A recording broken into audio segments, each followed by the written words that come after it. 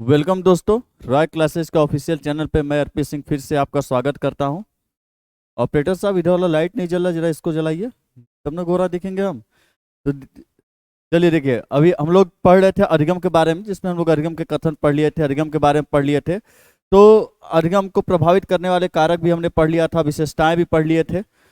और उम्मीद करता हूं कि आप सभी चीज़ों के नोट्स अच्छी तरीके से बना रहे होंगे। इस बात की मैं उम्मीद करते हुए चलता हूं कि सभी चीज़ों के नोट्स आप बनाते हुए चल रहे होंगे।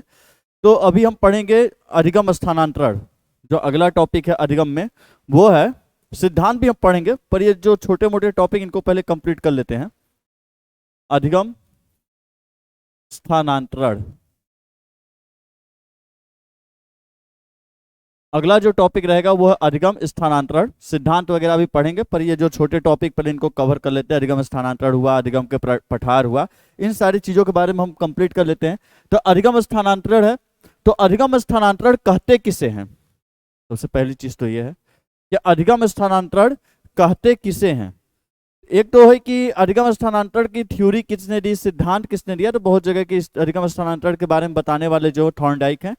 तो अभी आगे बढ़ते हैं, वो भी विवादित क्वेश्चन है, उस पर आएंगे। देखिए, अधिगम स्थानांतरण पहले कहते किसे हैं। अधिगम स्थानांतरण के बारे में बात बोला जाए तो जैसे कल मैंने बताया, एक विषय में सीखा हुआ ज्ञान जब आप दूसरे विषय में यूज करते हैं तो उसे बोलते हैं अधिगम का स्थानांतरण। ये नहीं कि मेरे हम ज्ञान दे रहे हैं, आप पा रहे हैं, तो ये अधिगम का स्थानांतरण हो रहा है। अधिगम का स्थानांतरण मतलब कि अधिगम मतलब क्या होता है? सीखना। मतलब एक सब्जेक्ट में आपने जो ज्ञान सीखा है उसका आप किसी दूसरे सब्जेक्ट में जब प्रयोग करते हैं तो उसे बोला जाता है अधिगम का स्थानांतरण। जैसे कि विषय का मतलब इतिहास, भूगोल, विज्ञान कुछ भी हो सकता है।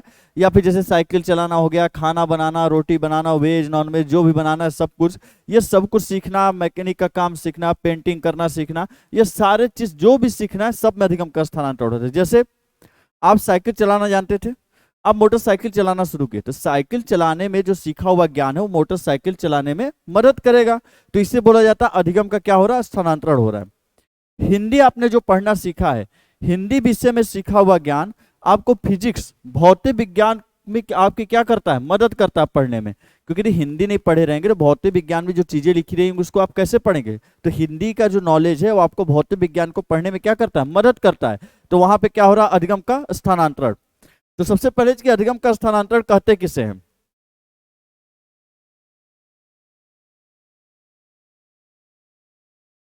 एक विषय में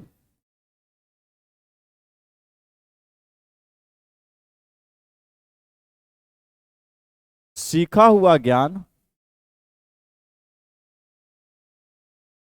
जब दूसरे विषय में मदद करे तो उसे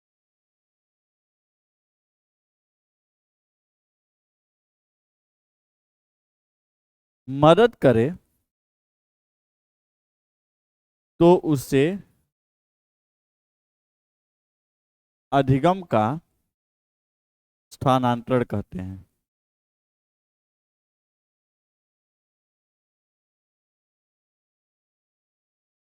चलिए देखिए, एक विषय में सीखा हुआ ज्ञान जब दूसरे विषय में मदद करे तो उसे अधिगम का स्थानांतरण कहते हैं।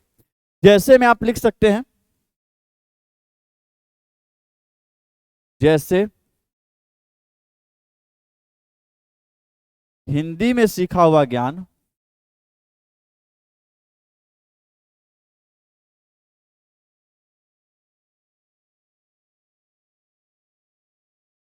भौतिक विज्ञान को पढ़ने में मदद करता है, को पढ़ने में मदद करता है। इस चीज को लिख लीजिएगा, तो फिर आगे चलता हूं मैं।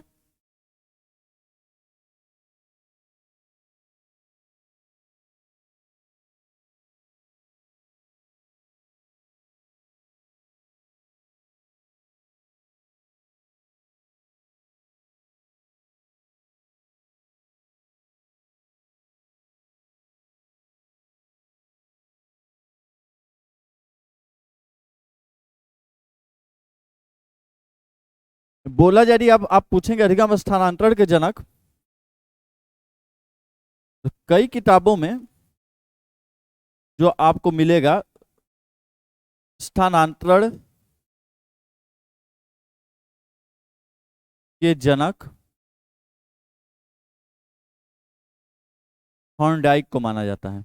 किसको माना जाता है? थॉर्नडाइक को माना जाता है। अधिगम स्थानांतरण के जनक कई बुक में आप देखेंगे तो किसको माना जाता है? थॉर्नडाइक को माना जाता है।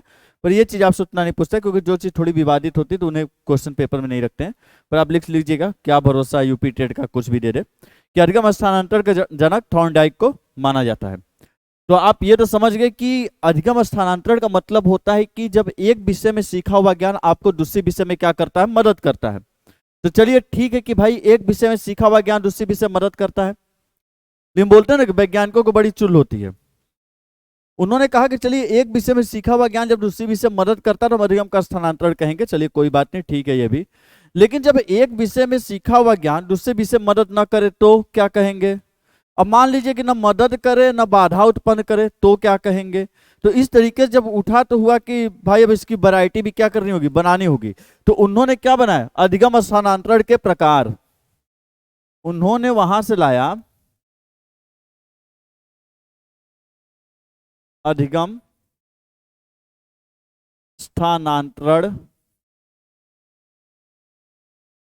के प्रकार। अधिगम स्थानांतरण के प्रकार। और अधिगम स्थानांतरण के प्रकार में अधिगम स्थानांतरण को बांटा गया पहले 3 भागों में। कितने भागों में बांटा गया? 1, 2 और 3 भागों में। और वो 3 भाग थे क्या? एक होता था सकारात्मक अधिगम स्थानांतरण। एक होता है सकारात्मक अधिगम स्थानांतरण। एक था नकारात्मक अधिगम स्थानांतरण। एक होता है शून्य अधिगम स्थानांतरण। सकारात्मक अधिगम स्थानांतरण को, जैसे कि आप जानते हैं, सकारात्मक को धनात्मक भी बोल सकते हैं, इसलिए सकारात्मक की जगह आपको कौन शब्द मिलेगा? धनात्मक। नकारात्मक को ऋणात्मक भी बोल सकते हैं, तो यहां आपको कौन सा शब्द मिल सकता है? ऋणात्मक। और इलेक्ट्रिसिटी पढ़े होंगे आप लोग यदि हाई स्कूल इंटर में, तो होता है ना कि एक प्लस चार्ज होता है, एक माइनस चार्ज होता है, और जिसपे कोई चार्ज नहीं होता उसे क्या बोलते हैं? उदासीन। उदासीन अधिगम का स्थानांतरण। तो देखिए कहानी क्या हुई। उन्होंने कहा कि आप समझ गए होंगे कि अधिगम स्थानांतरण का मतलब होता है एक विषय में सीखा हुआ ज्ञान दूसरे विषय में मदद करे। तो सोच के देखिए सकारात्मक किसको बोलेंगे? जो मदद करेगा या नहीं करेगा। तो जाहिर सी बात है जब एक विषय में सीखा हुआ ज्ञान जब दूसरी विषय में मदद करता है तो उसे बोलते हैं सकारात्मक अधिगम का स्थानांतरण। और जब एक विषय में सीखा हुआ ज्ञान दूसरी विषय में बाधा या रुकावट उत्पन्न करे, बाधा या रुकावट उत्पन्न करे, तो उसे बोलते हैं नकारात्मक अधिगम का स्थानांतरण। और जब एक विषय में सीखा हुआ ज्ञान दूसरे विषय में न तो बाधा उत्पन्न करे, न तो बाधा उत्पन्न करे और न तो सहायता करे, न तो बाधा उत्पन्न करे न तो सहायता करे, तो उसे बोलते हैं शून्य अधिगम का स्थानांतरण। अब जैसे उदाहरण स्वरूप बोला जाए कि जैसे मैं आपको उदाहरण बोल दूं आपके जीवन से ही जोड़कर, कौन सा ग्रीन ले लेता हूं, हरा रंग। चलिए, साइकिल सीखने के बाद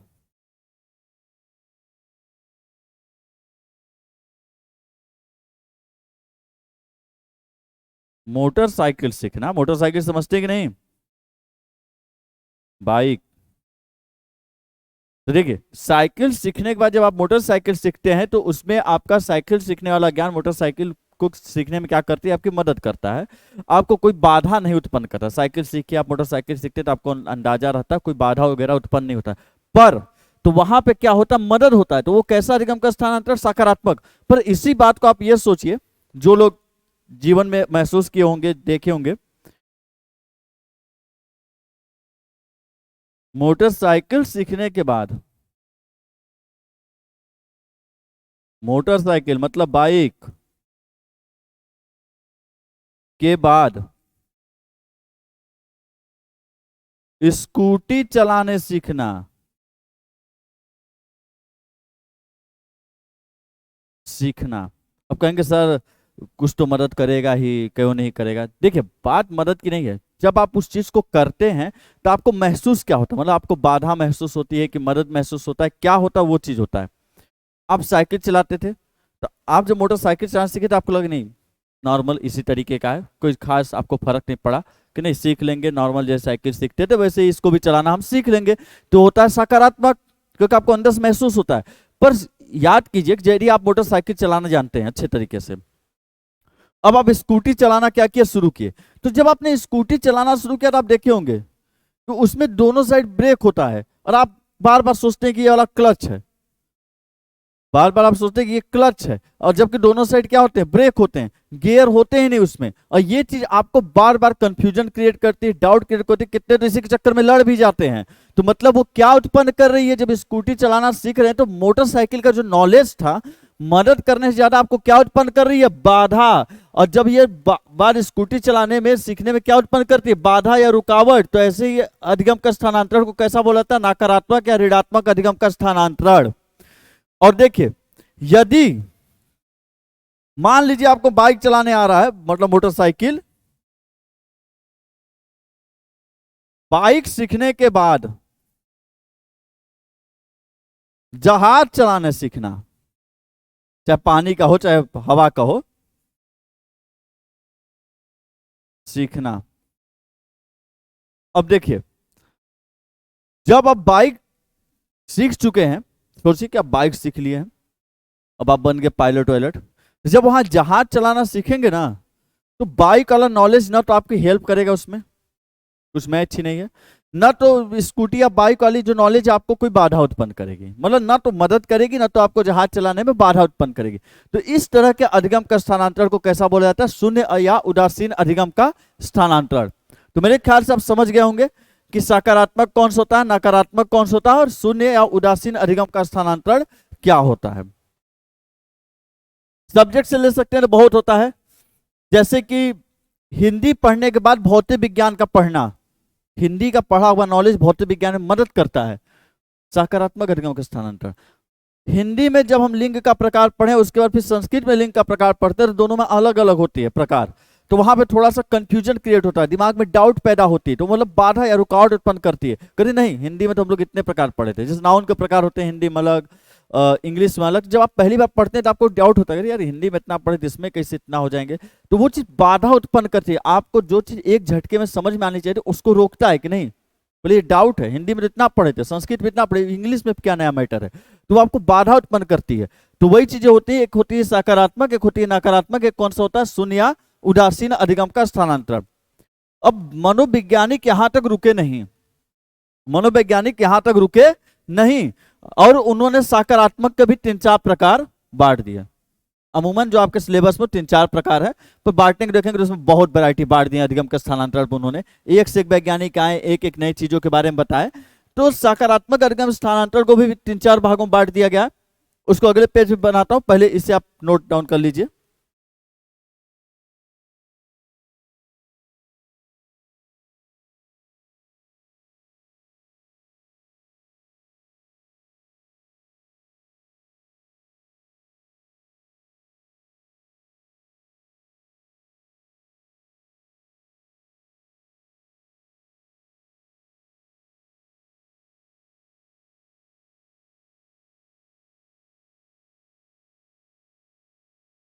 अगले पेज पे चलें।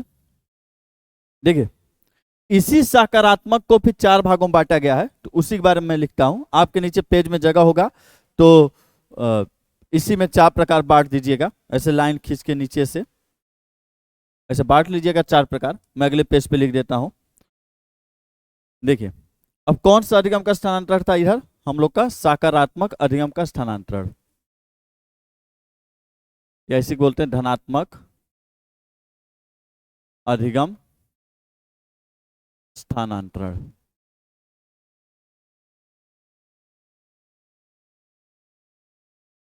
सकारात्मक या धनात्मक अधिगम का स्थानांतरण।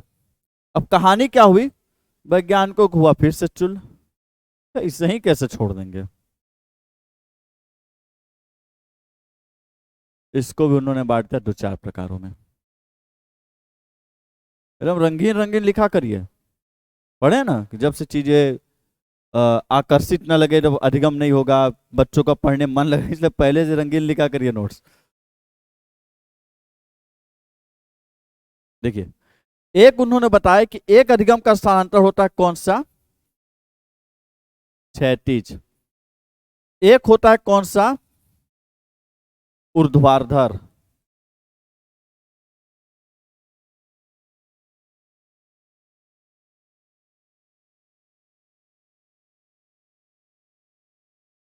लगता है मैंने कुछ गलत लिख दिया है। ऊर्ध्वाधर में अपना स्पेलिंग मात्राएं लिख लीजिएगा।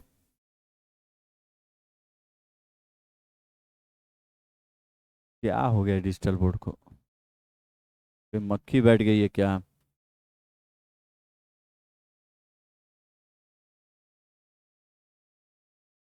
ऊर्ध्वाधर।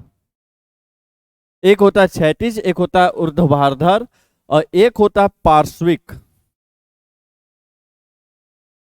और एक होता है द्विपार्श्विक।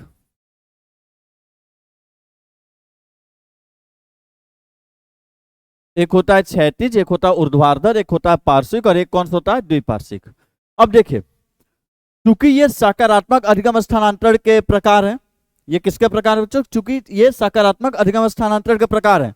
और सकारात्मक अधिगम स्थानांतरण में आपने पढ़ा था कि सकारात्मक अधिगम स्थानांतरण क्या होता है? जिसमें क्या हो? मदद। तो जाहिर सी बात है कि सकारात्मक अधिगम स्थानांतरण में क्या होता है? मदद। जब एक विषय में सीखा हुआ ज्ञान दूसरे विषय में मदद करे तो वही सकारात्मक होता है। तो इसी के चारों प्रकार है, तो एक चीज तो कंफर्म है कि चारों में मदद ही होगा, बाधा उत्पन्न नहीं होगा, या फिर न बाधा न उत्पन्न वाली कंडीशन नहीं, क्योंकि चारों सकारात्मक प्रकार है तो चारों में क्या होगी? मदद होगी। लेकिन मदद के तरीके क्या हो जाते हैं? थोड़े बदलते हैं। देखिए कैसे।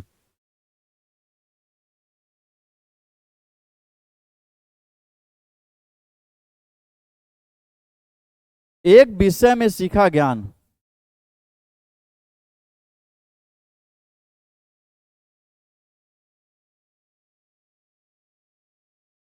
उसी विषय में मदद करे।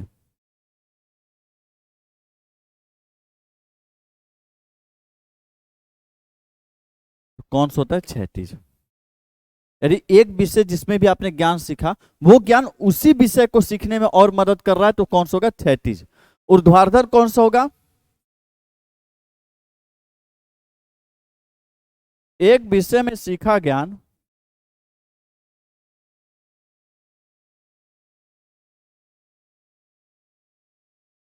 किसी दूसरे विषय में मदद करे,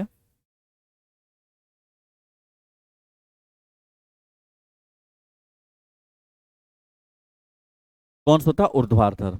अब भाई पार्श्विक कौन सा होगा? एक अंग का कौशल। यहां देखिए, बात कौशल क्यों रही, ज्ञान की नहीं, क्योंकि लिखना, चलना या कोई कार्य करना ये कौशल होते हैं, ये इसको ज्ञान नहीं बोलते। जैसे लिखना हुआ, सुनना, बोलना, आप पढ़ोगे सुबुपली होता है, ये सभी क्या होते हैं? कौशल होते हैं। पढ़े ना कि शिक्षण कौशल जो होते हैं, सुबुपली वगैरह आपने पढ़ा होगा। तो एक अंग का कौशल, कौशल किसी कारणवश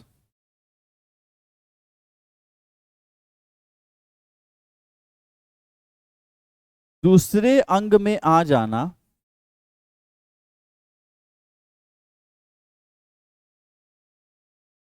दूसरे अंग में आ जाना कौन सा कहलाता है? पार्श्विक। तो भाई द्विपार्श्विक क्या होता है? जगह भी कम है इसके लिए क्या?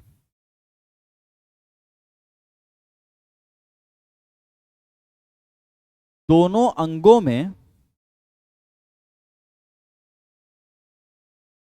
समान कौशल का होना,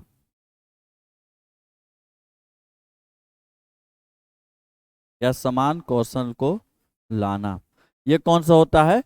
द्विपार्श्विक अधिगम का स्थानांतरण। तो एक बार देख लीजिए, फिर मैं आपको इसको समझा देता हूं।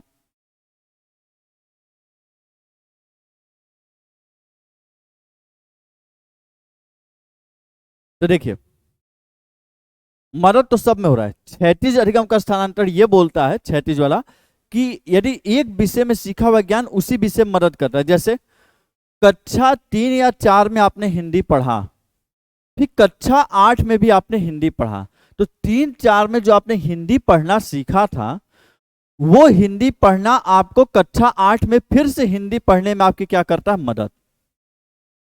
कक्षा 3-4 में आपने अंग्रेजी पढ़ा, ABCDEFGH, तो वही अंग्रेजी पढ़ा हुआ आपको फिर जब कक्षा 9-10 में इंग्लिश पढ़ेंगे, तो वहां वही कक्षा 3-4 का पढ़ा हुआ इंग्लिश आपको कक्षा 9-10 में फिर इंग्लिश पढ़ने में क्या करता है? मदद। लेकिन कॉमन बात क्या है कि दोनों में विषय सेम है। 3-4 में भी इंग्लिश था, 9-10 में भी क्या है? इंग्लिश। तो वही बोला जाता है, जब एक विषय में सीखा हुआ ज्ञान सेम उसी विषय में मदद करता है, तो उसे बोलते हैं क्षैतिज अधिगम का स्थानांतरण। ऊर्ध्वाधर में क्या होता है? जब एक विषय में सीखा हुआ ज्ञान दूसरे विषय में मदद करे। जैसे हिंदी पढ़ना सीखा, हिंदी के ज्ञान का मदद आप भौतिक विज्ञान जैसे किताबों को पढ़ने में करते हैं। भौतिक विज्ञान की किताब हिंदी में छपी, तो आप उसमें हिंदी भाषा का जो ज्ञान लिए उसका मदद करते हैं। या फिर मान लीजिए आपको बुक मिली जो इंग्लिश में छपी हुई है, भौतिक विज्ञान की फिजिक्स की बुक मिली जो इंग्लिश में छपी हुई है, तो इंग्लिश जो आपने सीखा है, आप उस नॉलेज का मदद लेते हैं ताकि इस चीज को पढ़ सके। तो इंग्लिश वाला नॉलेज आपको फिजिक्स में मदद कर रहा है, तो ये कैसा हो जाता है? ऊर्ध्वाधर अधिगम का स्थानांतरण। पार्श्विक क्या होता है? एक अंग का कौशल किसी कारणवश दूसरे अंग में आ जाना। जैसे कि मान लीजिए कि, भगवान न करे, पर मान लीजिए कि आप जा रहे थे, आप इस हाथ से लिखते हैं अच्छे से, राइट से। अब मान लीजिए किसी कारण दुर्घटना हुई और डॉक्टर बोले हाथ तो काटना पड़ेगा बाबू। आप बोलेंगे अरे ठीक है, क्या कर सकते हैं, काट ही दीजिए। तो जब भाई डॉक्टर बोलेगा तब काटना पड़ेगा। अब मान लीजिए दुर्घटना हुई, किसी कारण आपके ये हाथ कट गया क्योंकि इस हाथ से लिखते थे। अब आप इतने जिद्दी, घर वाले बोले अरे कोई बात नहीं है ना, हम ठीक है, पढ़ाई लिखाई मत करो, शांति से बैठो, आराम से जियो, कोई दिक्कत की बात नहीं, भाई हाथ ही कट गया तो क्या कर सकते हैं। लेकिन आप बड़े जिद्दी से भाग, नहीं पढ़ाई से हमको बहुत प्रेम है, पढ़ के तो हम रहेंगे चाहे कुछ हो जाए, पढ़ाई के बीच किसी चीज की बाधा उत्पन्न होने नहीं देंगे। आप बिल्कुल इस स्वभाव वाले प्राणी के नहीं, पढ़ाई ही मेरी जन्म से इच्छा थी और मृत्यु तक हम पढ़ते ही रहेंगे। बहुत ही प्यारी चीज हमको लगती है पढ़ाई। अब आप इस माइंडसेट के बड़े ही बालक थे, जो कि बहुत ही प्रतिभाशाली बालक थे, तो आप बोले कि चलो ये हाथ कटा, अब हम इस हाथ से लिखने की क्या करेंगे? कोशिश। अब शुरू में लिखेंगे तो चीजें, अब लिखना है ए, ऐसे लिखेंगे आप RPIT, कुछ तो लिखेंगे ना। फिर धीरे धीरे आप प्रैक्टिस करते करते इस फ्लो को इतना अच्छा कर लेंगे कि आप इसी हाथ से लिखना क्या कर लेंगे? शुरू। मेरा दोनों हाथ का राइटिंग एक ही जैसा लग रहा है, क्या है? हंसना नहीं है, दोनों हाथ की राइटिंग तो देखिए, जब एक हाथ कटा तो आप दूसरे हाथ से लिखना शुरू किए, तो किसी कारणवश, मतलब कोई भी वजह हो जाता है जिसके वजह से एक अंग का कौशल, लिखना क्या है? कौशल है। सुबोपली पढ़े ना, सुनना, बोलना, पढ़ना, लिखना, या खाना बनाना, बहुत चीजें कौशल होती हैं। तो एक अंग का कौशल आपने किसी कारणवश दूसरे अंग में लाया, तो इसको बोला जाता है पार्श्विक अधिगम का स्थानांतरण। लेकिन देखिए यहां द्वि है। द्वि में यह होता है कि अब आप स्वभाव में और तेज सन की, कि आप लगा लिए 4 दोस्त बैठे, अरे दूसरे हाथ से लिखने का प्रैक्टिस करते, कौन सबसे अच्छा लिखेगा। अब रोज आप लोग बैठ के उसी प्रैक्टिस में लगे हुए, कंपटीशन में कौन सबसे अच्छा लिख के दिखाएगा। अब हुआ क्या, किसी प्रैक्टिस में मजाक मजाक में आप दोनों हाथों से लिखने की प्रैक्टिस बना लिए। तो फिर जब एक अंग का कौशल दूसरे अंग में आ जाता है, मतलब दोनों अंगों में समान कौशल आ जाते हैं, ला दिए जाते हैं, तो उसे बोला जाता है द्विपार्श्विक। क्योंकि पहले में था ही, दूसरे में ला दिया, द्वि मतलब होता है दोनों। जब दोनों अंगों में आपने समान कौशल जनरेट कर दिया, उत्पन्न कर दिया, तो उसे बोलते हैं द्विपार्श्विक अधिगम का स्थानांतरण। जिससे आप समझ गए होंगे कि द्विपार्श्विक कौन सा होता है, पार्श्विक कौन सा होता है, ऊर्ध्वाधर कौन सा होता है और क्षैतिज कौन सा होता है। जिसे लिख लीजिएगा। स्क्रीनशॉट मत मारिए, लिखिए वीडियो रोककर। स्क्रीनशॉट आज तक आप लोग देखे दोबारा खोलकर? हम नहीं देखे तो आप कहाँ से देखेंगे? बहुत स्क्रीनशॉट रखे हैं, वो फिर लास्ट में डिलीट हो जाता है जब लगता है मेमोरी फुल हो रही है, तो अंत में लगता है हटाओ। इसे लिख लिया करिए।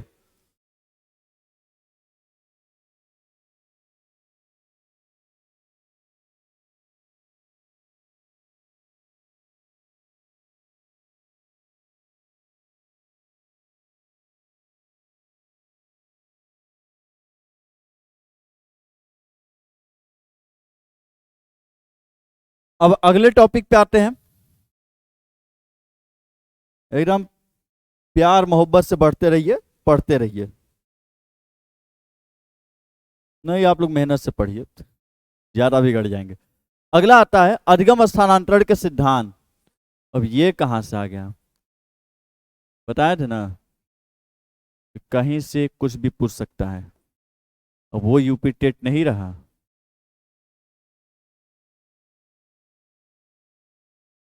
मिर्जापुर का डायलॉग याद है ना, गुड्डू भैया वाला? अब हम लिबिर लिबिर करने वाले गुड्डू भैया नहीं हो गए, तो यूपी टेट भी आ गए तो यही बोलेगा। अब हम लिबिर लिबिर करने वाले यूपी टेट नहीं रह गए हैं। अब हमको चाहिए क्या? फुल इज्जत। इसलिए अच्छे से पढ़ के जाइएगा, भीड़ बहुत ज्यादा है। अधिगम स्थानांतरण के सिद्धांत। अब एक बार अधिगम स्थानांतरण पढ़िए तो ऐसा पढ़िए कि फिर कहीं पढ़ने की जरूरत ना पड़े, चाहे सुपर टेट आए चाहे कोई भी टेट आए। और जाहिर बात है जब सिलेबस में है ही, पढ़िए, अच्छे से पढ़िए उसे। फिर आप में से पूछेंगे और बच्चे कि सर ये आएगा यूपी टेट में, तो पहले ही बता दें कि बालक बिल्कुल आएगा। यूपी टेट का सिलेबस वर्चुअल होता है, और ऐसे जो क्वेश्चन आ जाते हैं जब ना, तो लगता है कि नहीं आउट ऑफ सिलेबस पूछता है यूपी टेट। तो वही टीचर से लेके बहुत बच्चे बोलते हैं कि सुने होंगे कि यूपी टेट बड़ा ही आउट ऑफ सिलेबस पूछता है, सीटेट बड़ा सिलेबस में से पूछता है। और UP TET out of syllabus नहीं पूछता। वो एक बार बोल दिया अधिगम स्थानांतरण, तो मतलब अधिगम स्थानांतरण का सिद्धांत, प्रकार, टाइप, परिभाषा आपको पता होनी चाहिए क्या होता है।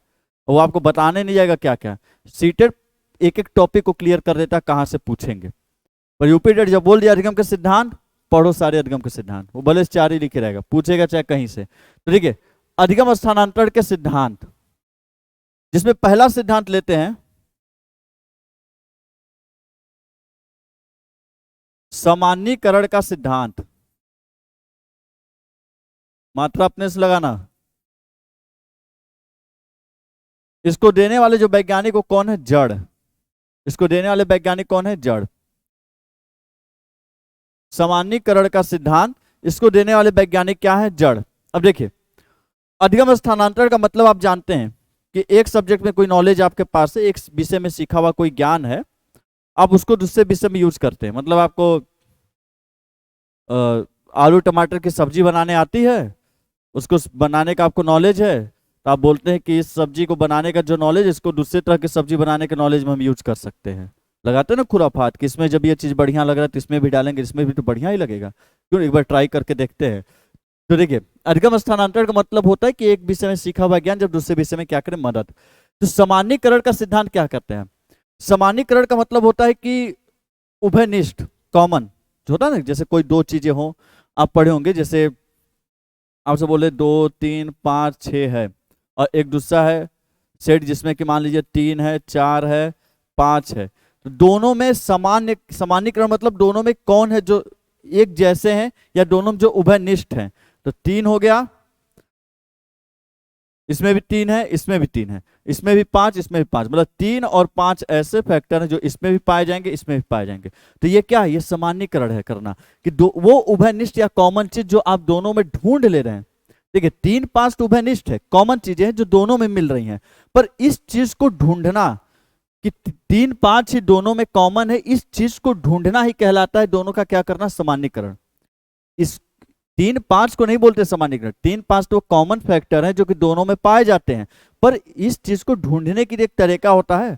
लिख के दे दिया, बोले बताओ दोनों में कॉमन क्या है, तो आप ढूंढते हैं ना कि नहीं इसमें 2 है, उसमें नहीं है, इसमें 3 है, हाँ इसमें भी 3 है, 3 हो गया, इसमें 5 है, इसमें 5 है, 5 हो गया, इसमें 6, इसमें 6 है, नहीं, इसमें 4, इसमें 4 नहीं है, मतलब 3 5 कॉमन है। तो ये जो ढूंढने का प्रोसेस था आपका, इस प्रोसेस प्रक्रिया को बोला जाता है क्या करना? सामान्यीकरण करना।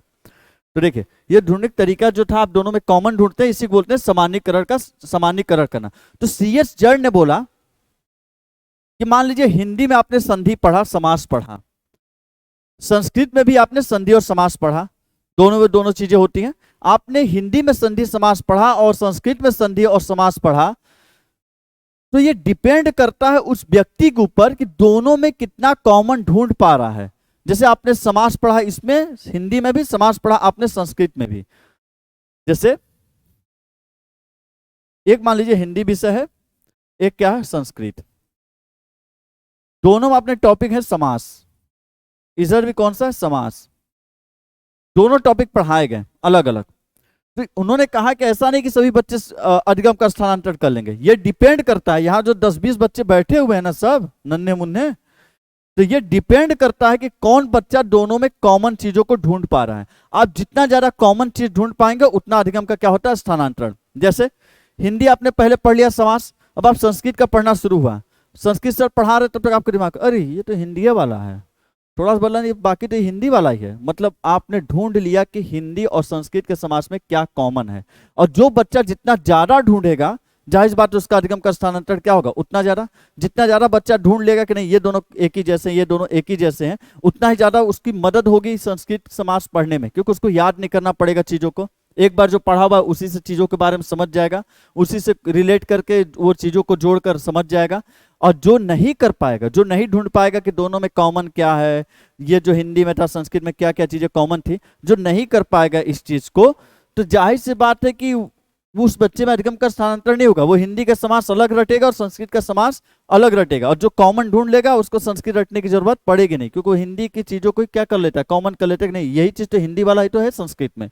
वही उन्होंने बोला कि अधिगम का स्थानांतरण इस बात पर निर्भर करता है कि जो व्यक्ति है वो व्यक्ति दोनों विषयों का कितना सामान्यीकरण कर सकता है, मतलब दोनों विषयों में कितना उभयनिष्ठ विषय वस्तु वो ढूंढ सकता है। इसके बारे में लिख लीजिएगा कि सीएच जड़ का अधिगम का सामान्यीकरण का सिद्धांत क्या कहता है।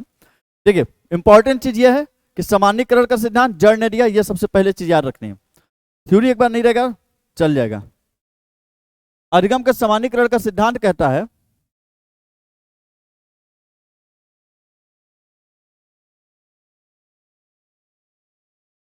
अधिगम स्थानांतरण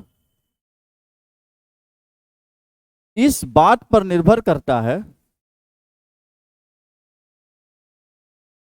निर्भर करता है कि इस बात पर निर्भर करता है कि व्यक्ति दोनों विषयों के बीच, व्यक्ति दोनों विषयों के बीच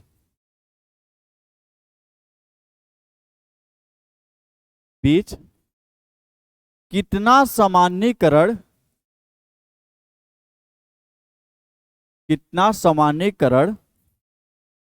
कर पा रहा है, अर्थात कितना उभयनिष्ठ विषय वस्तु ढूंढ पा रहा है, अर्थात कितना उभयनिष्ठ विषय वस्तु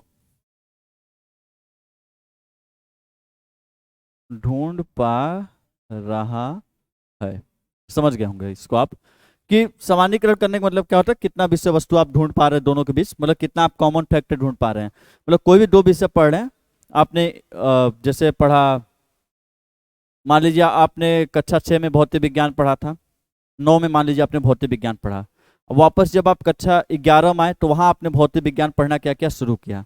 तो जब आप 11 में पढ़ने तो आपको लगा रही ये तो 9 वाला ही है, सेम टू सेम वैसा ही है, और ये वाला भी 9 वाला बस थोड़ा सा बढ़ा हुआ है। तो मतलब आप क्या कर रहे हैं अधिगम का स्थानांतरण। और जो बच्चा इस चीज को नहीं पकड़ पाएगा वो अधिगम का स्थानांतरण नहीं कर पाएगा, उसको चीजें टफ लगेंगे, याद करने में दिक्कत आएगा, उतनी अच्छी तरीके से नहीं समझ पाएगा जितनी अच्छी तरीके से आप समझ पाएंगे।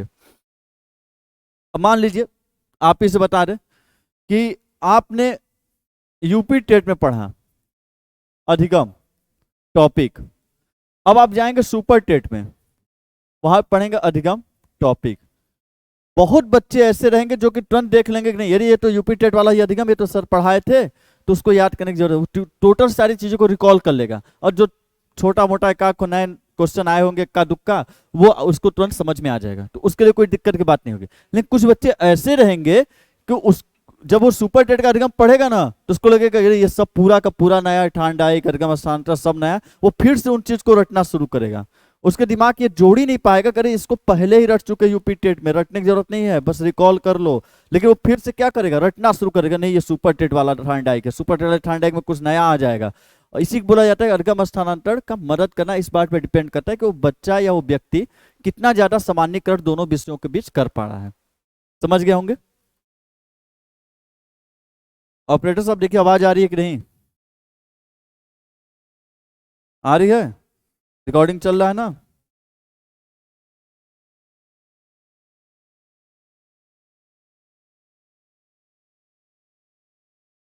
दूसरा है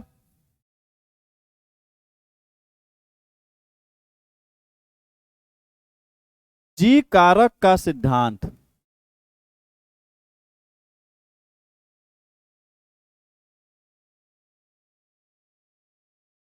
जी कारक का सिद्धांत, या इसको बोलते हैं, सॉरी, इसको बोलते हैं द्वितत्व का सिद्धांत।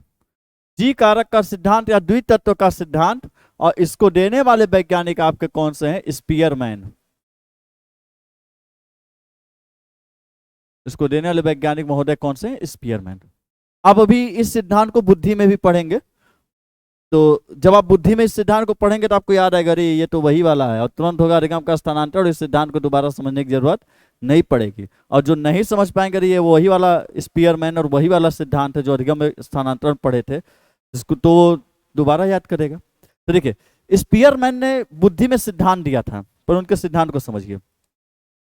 स्पीयरमैन ने बताया कि बुद्धि दो कारकों से, दो फैक्टर से मिलकर बनी है। दो कारक या दो फैक्टर से मिलकर बनने का मतलब होता है कि जैसे उदाहरण स्वरूप लें कि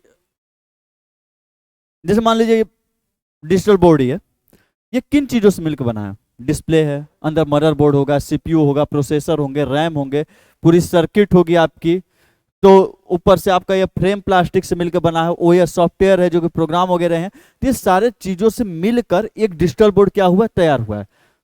पंखे को ले लीजिए, तीन पंखी लगी रहती है लोहे की, अंदर मोटर लगा रहता है, बाइंडिंग हुई रहती है वायर से, उसमें कंडेंसर लगता है, ले जाकर ऊपर टांगते हैं आप, तो उन सारे चीजों से मिलकर एक पंखा क्या होता है, तैयार। तो वो चीजों से मिलकर, जिन चीजों से मिलकर कोई चीज तैयार होता है, उन चीजों को बोला जाता है फैक्टर, या उसी को बोला जाता है क्या, कारक। तो जब आप बुद्धिक सिद्धांत पढ़ेंगे तो वहां डिटेल में बताऊंगा आपको इसके बारे में।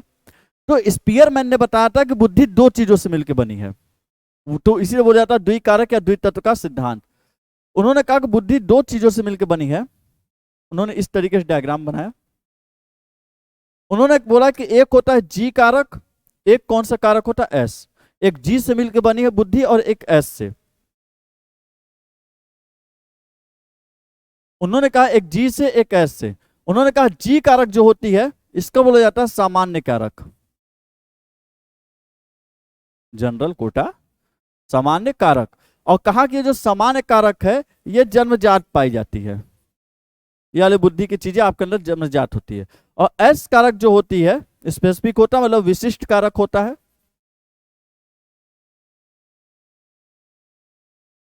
और विशिष्ट कारक जो होता है इसमें जो चीजें होती हैं उसे की जाती है क्या, अर्जित। ये चीजें उन्होंने बताया कि बुद्धि दो चीजों से मिलकर बनी, एक जी और यस। जी को बोला जाता है सामान्य कारक जो जन्मजात होता है, एस को बोलते हैं विशिष्ट कारक जो क्या होता है, अर्जित।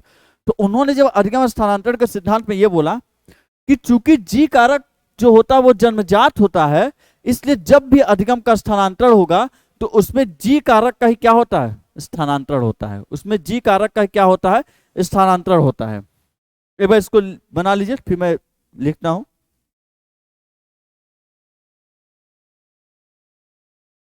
तो देखिए उन्होंने सिद्धांत में क्या बोला,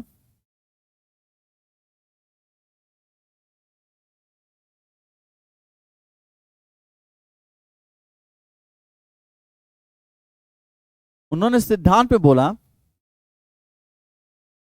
कि चूंकि जी कारक जन्मजात तथा सार्वभौमिक होता है,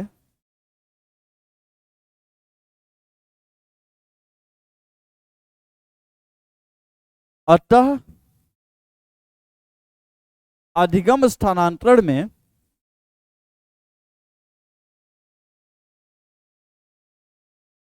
इसी का स्थानांतरण होता है, होता है। उन्होंने ये बात बोला कि चूंकि जी कारक जन्मजात होता है इसलिए अधिगम स्थानांतरण में जी कारक का स्थानांतरण होता है, एस कारक का नहीं।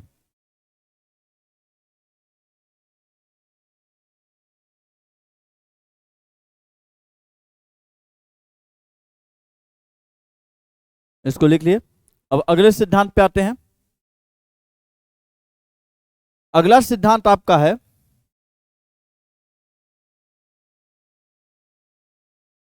दो हुए थे, तीन, आरोपण का सिद्धांत।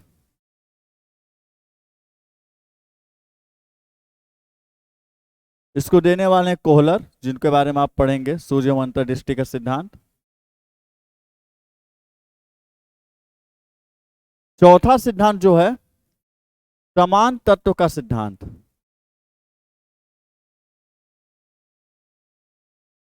कहेंगे एक को समझाए नहीं, दूसरा लिख दिए, थॉर्नडाइक। तो देखिए, आरोपण का सिद्धांत और समान तत्व का सिद्धांत देने वाले वैज्ञानिक अलग अलग हैं। समान तत्व का सिद्धांत थॉर्नडाइक ने दिया, आरोपण का सिद्धांत कोहलर ने दिया। लेकिन दोनों सिद्धांत के जो मतलब थे वो एक ही हैं, इसलिए दोनों को एक ही जगह लिखा हूं, और दोनों की जो परिभाषाएं वो क्या है, एक ही है। आरोपण का मतलब होता है ढकना, आरोपण का मतलब होता है ढकना। जैसे कि मान लीजिए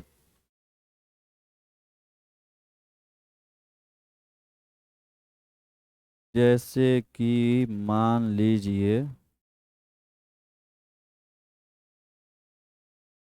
कोई डायग्राम स्ट्रक्चर मिलता है तब ना आपको बताते हैं।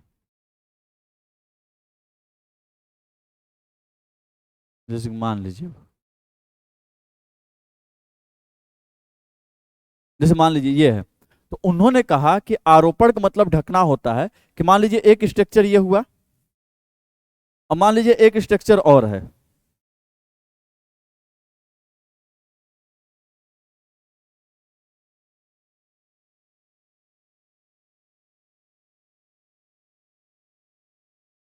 एक स्ट्रक्चर ये है।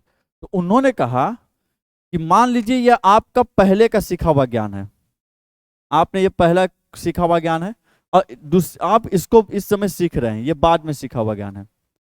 मान लीजिए आपका हिंदी है जो कि आप पढ़ चुके हैं, और ये संस्कृत है जो कि आप क्या कर रहे हैं, पढ़ रहे हैं। तो उन्होंने कहा कि जो हिंदी वाला जितना एरिया है, यदि आप इसको उठाते हैं और उठा के इस पे रखते हैं तो कितना जगह घेरेगा, सिर्फ इतना ही जगह घेरेगा, बाकी जगह को घेर नहीं पाएगा। और यही उनके आरोपण का क्या था, सिद्धांत था। आरोपण का सिद्धांत ये बोलता है कि आप जितने जगह या एरिया को घेर पाते हैं उतना ही आपका क्या होता है, अधिगम का स्थानांतरण होता है।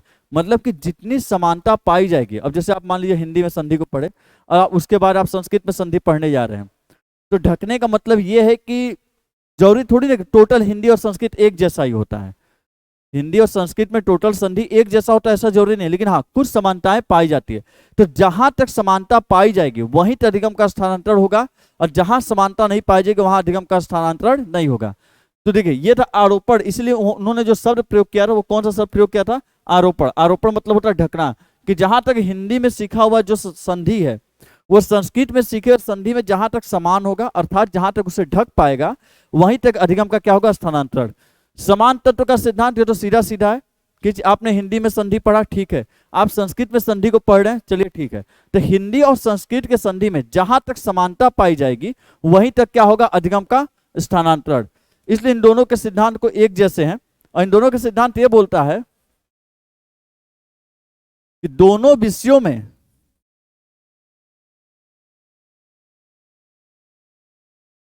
जहां तक समानता पाई जाती है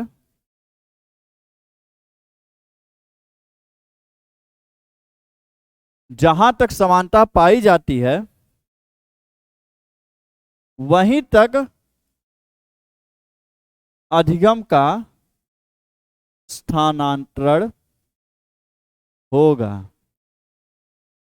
मतलब तो होगा तो जरूर, जहां तक पाई जाएगी समानता वहीं तक, पर यह डिपेंड करता है कि पढ़ने वाला व्यक्ति कितना समानता ढूंढ पाता है। पहला पढ़े सी एस जड़ का कि जितना ढूंढ पाएगा उसकी जितनी क्षमता होगी उतना ही होगा। पर मान लीजिए उसकी क्षमता बहुत ज्यादा है तो बहुत ज्यादा होने के बाद भी उतना ही कर पाएगा जितना दोनों विषय में समानता होगी, उससे ज्यादा नहीं कर पाएगा। तो इन दोनों का सिद्धांत एक जैसा था और दोनों का सिद्धांत यही कहता है कि दोनों विषयों में जहां तक समानता पाई जाती है वहीं तक अधिगम का स्थानांतरण होता है।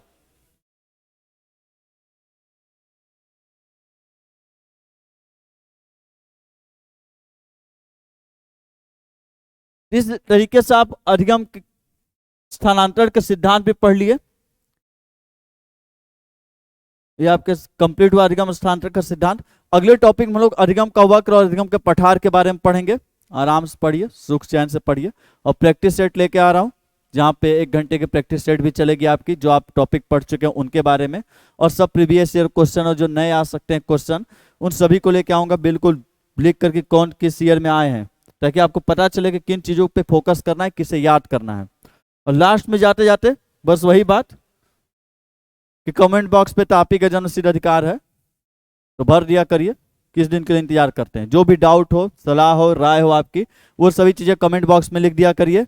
और शेयर अचेतन मन मत लगाना, मालूम है ना कि कहाँ गड़बड़ करोगे, इसलिए शांति से सभी लोग एक बार उठाइए वीडियो और ले जाकर तुरंत शेयर कीजिए। कहाँ?